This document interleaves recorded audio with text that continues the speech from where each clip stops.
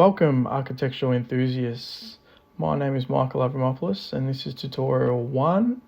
And in this tutorial we'll be looking at Twinmotion and how to import a basic form model from anywhere in the world. And also we'll be looking at how to populate this model with a range of different vegetation, people, vehicles, and everything else in between.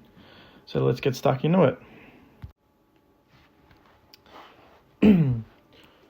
So we'll start off in this tutorial with a blank Twinmotion file, and one thing we can easily do to gain some context to populate our model and our file is to come into the Populate tab here at the bottom. And what we want to do is we want to select on this option. We will start with,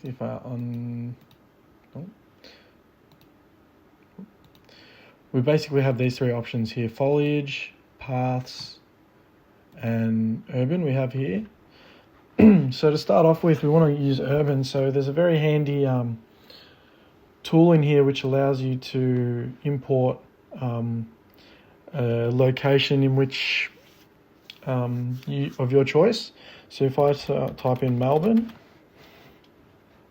I can search up Melbourne, Victoria, and I can find a location that I might want to use for just some general context in a model I might have, or as a nice background of some sort. So what I might do is I might just use Footscray as a context area, as we've been looking into this area in our dynamic classes. I can change this box in here if I might want a bit more of a square profile or something like that. I might want to make it somewhere about that size. And what I can do now is I can download and place this. So if I click download and place, it'll start loading in the data that it has in this general location. So we'll just wait for it to come in, and there we have it here. This still loading. We might just give it a bit more time.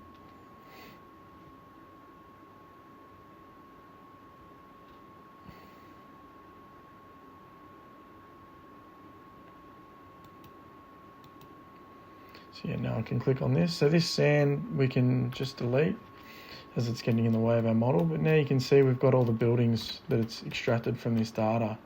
So we can go in here.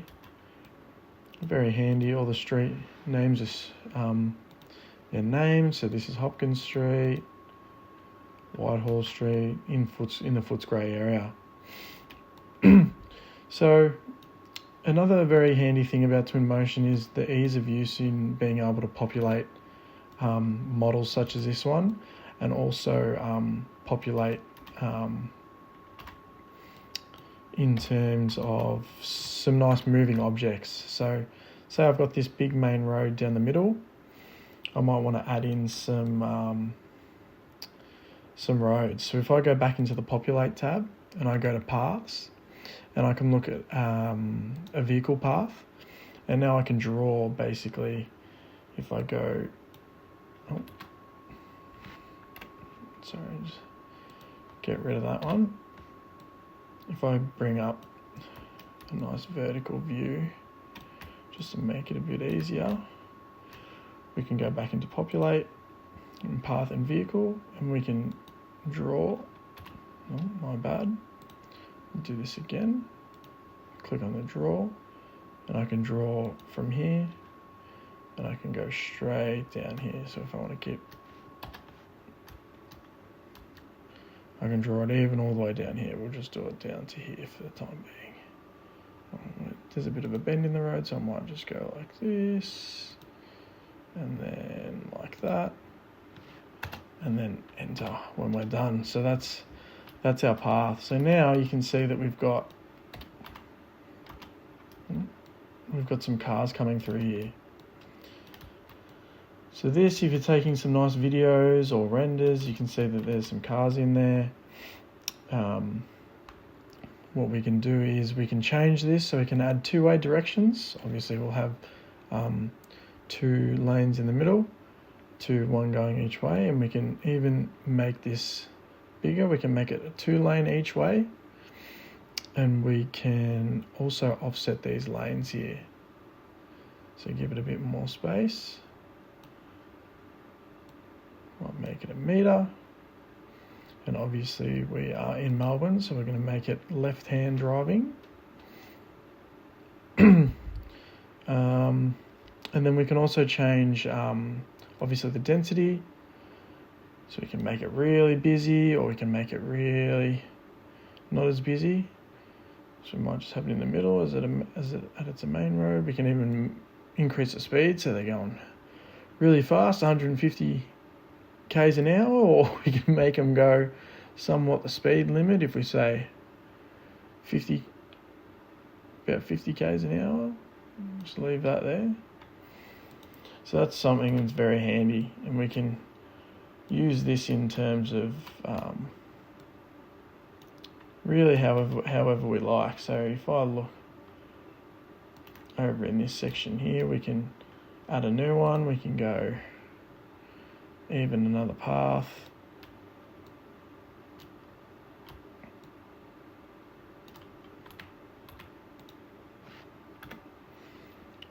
Go into a path here.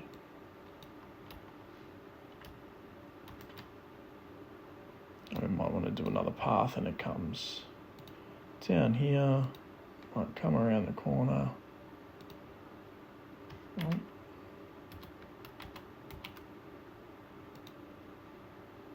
Oh. Come back into here.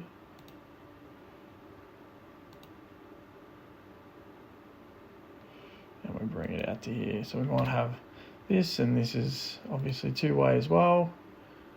We can move that a touch in. Oh. That's created 2 different lines. We might make that over here. So that might be coming around over there. Might just move that in.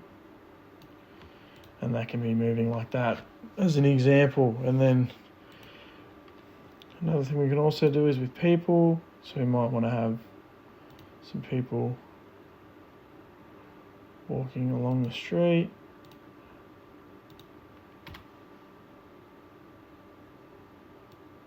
So we can even have some people walking in the street.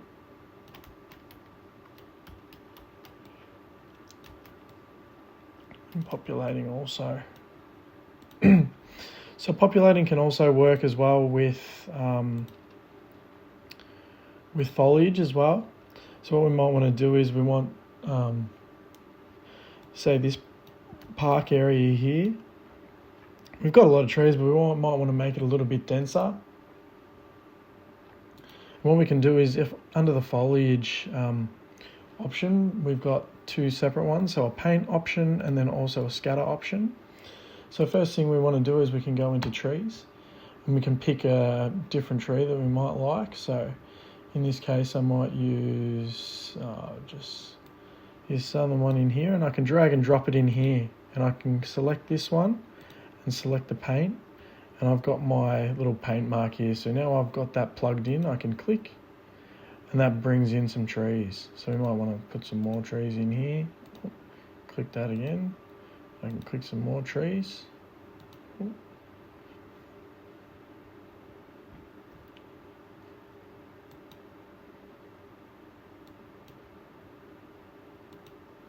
there's another one. And then we can also add some other stuff in. So that's the paint option. So that just brings those in there. And then that's a certain option. But then if I say I want to get rid of all of these, they all come up selected together. I delete them.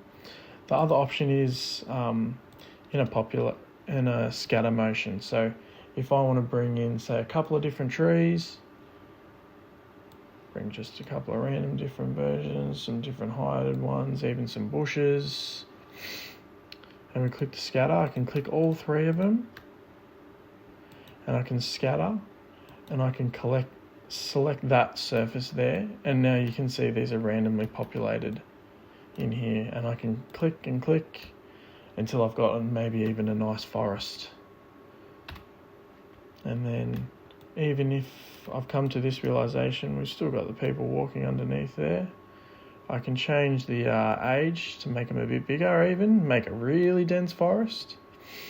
And then even from here you can change to summer, autumn, they might look nice and yellow in this case, and even winter when they're all have no leaves and they've all fallen on the ground. And then even in this as well, you can use the eraser tool. So I might want to say, get rid of that tree. I might not like this at the end. I might want to open this up. I can get rid of these, and maybe that might be open a bit more. And that's just some of the options that we can use to populate our models in Twinmotion. Thank you very much.